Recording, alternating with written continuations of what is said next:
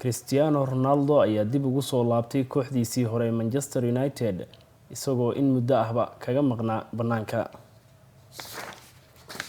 Laacibka kubadda cagta ee Cristiano Ronaldo ayaa dib ugu soo laabtay horyaalka Ingiriiska waxaana heshiis uu la gaaray kooxdiisa hore ee Manchester United iyadoo weeraryahanka caalamiga ah ee reer Portugal uu dib ugu noqonayo garoonka Old Trafford.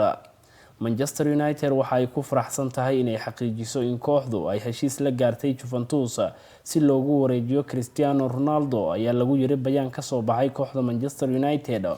oo intaasi ku dartay Cristiano oo 5 jeer ku guuleystay abaalmarinta Ballon d'Or waxa uu ilaa iyo hadda ku guuleystay 30 koob oo waaweyn intii uu ku guda jiray xirfadiisa kuwaas oo ay ku jiraan